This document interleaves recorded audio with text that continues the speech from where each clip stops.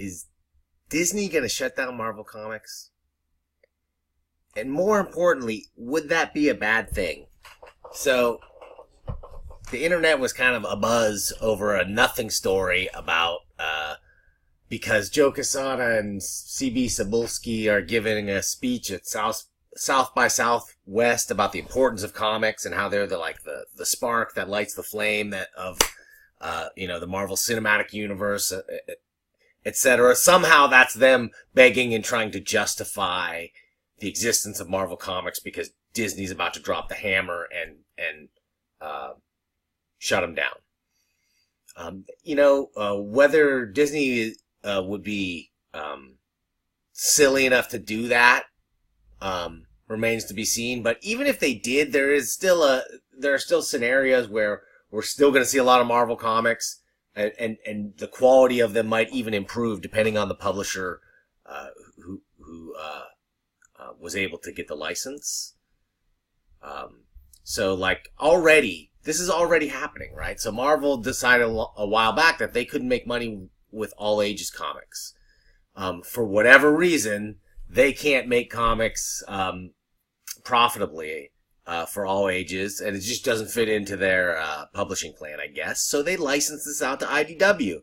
And IDW slaps the Marvel logo on it, slaps their own logo on it, does some art direction, comes up with a product, and is able to sell what looks to be a pretty, fun-looking kind of package. Now with Into the Spider-Verse being such a big hit, having Miles Morales and something, these other characters from Spider-Verse right here, front and center on the cover, something kids will identify because obviously more kids will have seen that movie than are reading Spider-Man comics. So why wouldn't they use that kind of, recognition to try to sell more comics? For instance, IDW is also doing an Avengers comic. And you know what? This looks like the Avengers, right? This looks like something a kid would instantly recognize and identify with those movies. And the cartoons and the t-shirts and, everything else that has been licensed for the Avengers. As opposed to looking at a recent issue of Marvel Comics Avengers or West Coast Avengers or Team Avengers or whatever dozen Avengers spin-offs that have come and gone. That look nothing like the Avengers, that just have a ton of characters that have nothing to do with the movies, and across the entire Marvel line, the characters, when they're at the height of recognizability from the movies, they decide to switch up all the main character identities in Marvel's books. And multiculturalism aside, Marvel Comics is built on multiculturalism. Look at the X-Men, look at all of their books. But you don't want to change the name brand recognizable characters. Kids are coming looking for this Captain America that they see in the movies. If you give them a pretty decent comic with something that looks like that, they're going to be into it and read it. But the first step is getting them to want it. So when you put up these impenetrable continuities of old and new characters and just written in a style that's just completely inapproachable to almost anybody, that's not a recipe for success. And so, already Joe Quesada has come out today and said that this is BS, Marvel's not going anywhere. But, in my opinion, the problem here all boils down to quality of comics. And, there was a time when Joe Quesada originally took over at Marvel that the quality was at its lowest and went super high, and took a lot of chances and hired the best talent available in comics from the indie world and created the ultimate Marvel Universe, which, as I've said before, obviously is the prototype for what became the Marvel Cinematic Universe Avengers. So, he knew what he was doing then, but somewhere since then they have gone in a different direction is all I can say. When I look at the roster of talent working on Marvel Comics right now, I don't recognize any of the names, and that's not necessarily a bad thing. But I look at the quality, and it does not look what I'm used to seeing from a Marvel book. Now, a lot of this came in response to the speech that this guy, Brian Hibbs, made. And I know this guy. I've known him for many years. He's one of the smartest comic retailers in the business. He's got a great shop in San Francisco that I used to shop at a lot and found books that I couldn't find anywhere else. And also found an approach to running a comic book store, sort of more sensible, less periodical driven, increasingly more graphic novel driven way. He was one of the pioneers, and everything I saw at his store was an inspiration. His store as well as other legendary Bay Area stores. So he has this 10-point plan, right? So he spoke at the Comics Retailers Association meeting, and I was at the very first one of those and first several, and was involved, and Brian was involved from the very beginning. And these are kind of things that he's been saying since then, at least, right? These things have been just not getting better, the situation that he describes. And ultimately what he's describing is a market where, at least in the direct market, meaning traditional comic book stores, not bookstores, but comic book stores.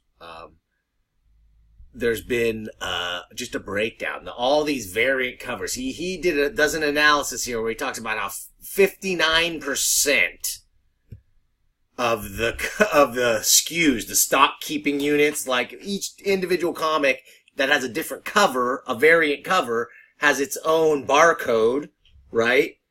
And what's called a SKU. You retailers in your point of sale systems, you use stock keeping units. It's just a unique code for a comic. But, when you've got 20 covers, different covers for one comic, and then you have dozens of comics, and each of them has different levels of variant comics, now you've had SKU explosion, and there's just too many, right?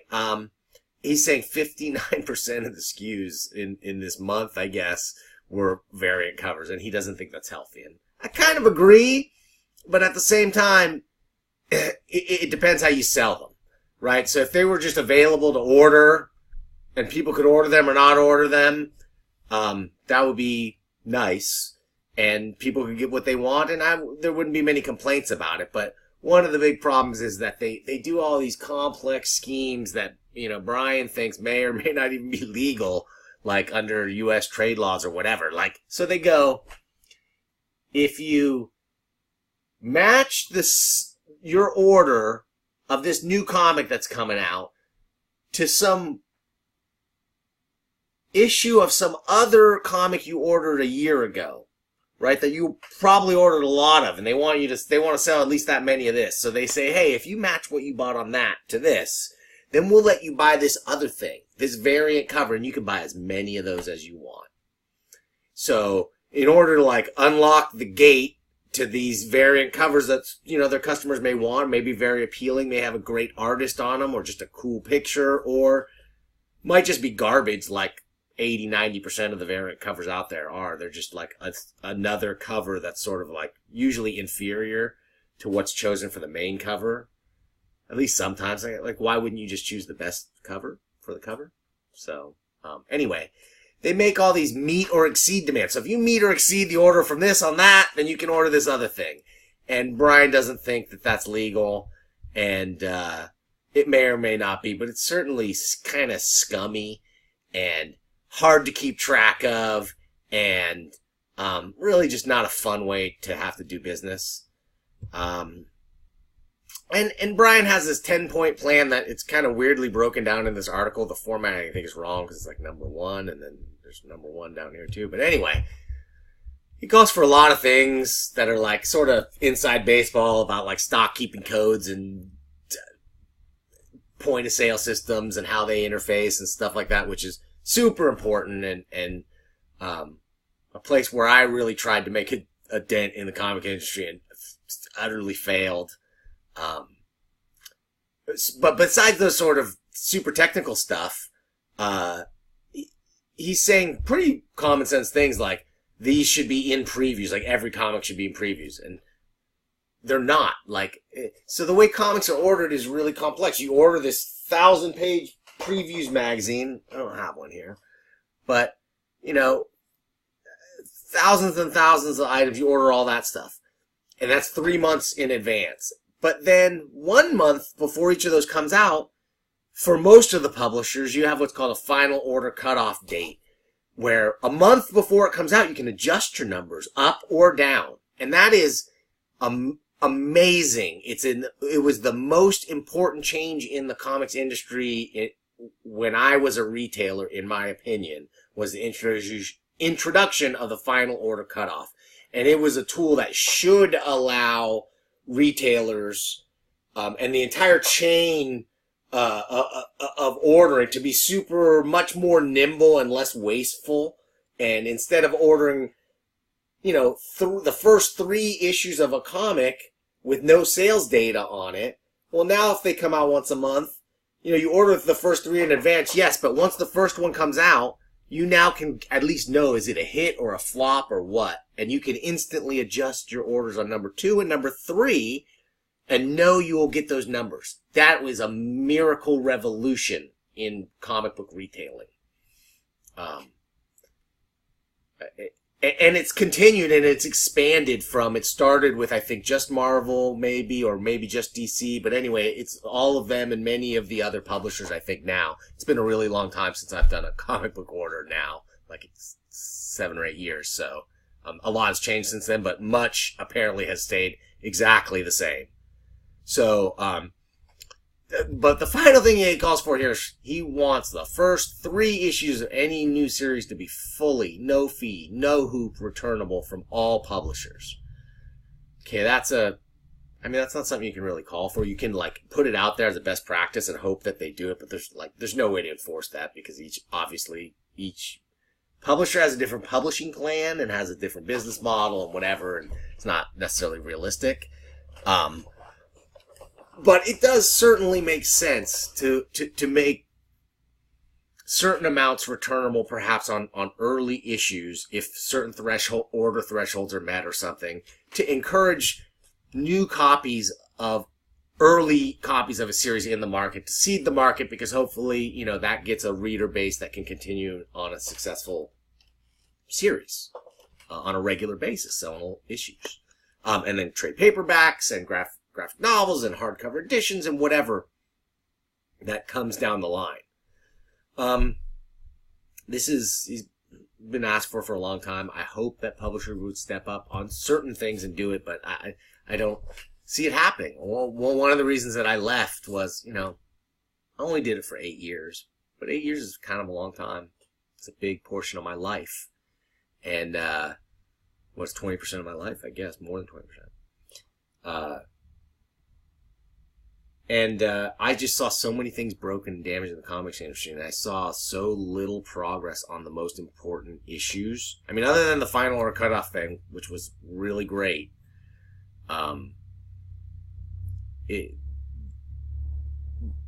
what the publishers did to kind of subvert the final order cutoff is they start putting out series that are like, weekly series, right?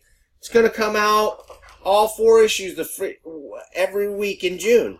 So you got to order all 4 of those now, and you can't adjust your sales until they're all out and the die is cast, right? Sneaky, scummy. If you're going to do that, make those maybe returnable to encourage retailers to do it. Otherwise, don't expect anything but, diminishing sales over time on something like that. So, anyway, he ends up saying that he thinks that comics, the medium, is fine, and that is without a doubt true. Like, there are now so many different comics for kids of all ages. Comics are widely accepted in schools, from elementary schools all the way on up into the university level and beyond. Whatever, comics as literature is a thing, like it or not, and I love it. So, comics are going to be around one form or another. Are we going to have comic book stores like I grew up working in and eventually buying and starting and running? I don't know. It was a real. Those are morphing. Those have had to morph more and more to have less to do with comics and have different sidelines, and that was a smart thing, I suppose. But for somebody like me, where it's all about the comics, and that was such a special part of my life, such an important part.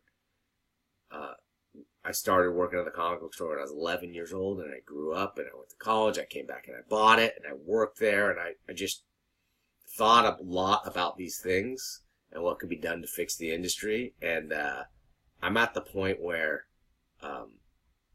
it's back to the quality of the comics, because I'm now a fan again, and I'm trying to support my local store, and I'm going in and looking at the comics he's had to sell for the last year or so.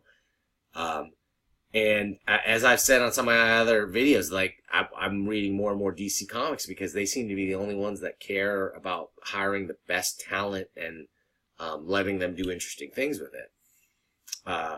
But I don't know how that translates to sales. And when I see the numbers in the industry, and next time I think I'm going to probably try and talk about more sales, industry sales figures for comics, and what that may or may not mean for the future of comics. Because, you know, comics are going to be around forever. They've been around since, like, the beginning of time, cave paintings and whatever you call those, the earliest forms of communication.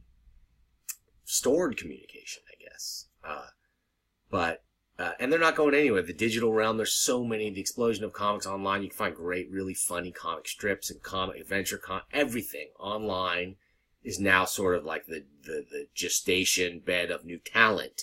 But there's no reason they can't continue making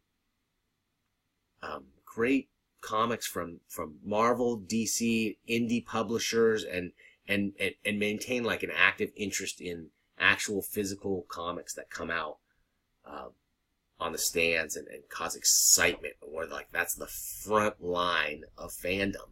And that's where the bleeding edge of where all of the great stuff starts there. So anyway, I'm going to end this because I'm fired up and ready to go read some good comics. So next time I'll try to talk about more comics and comic sales figures and maybe some positive things that I think can be done. I love you.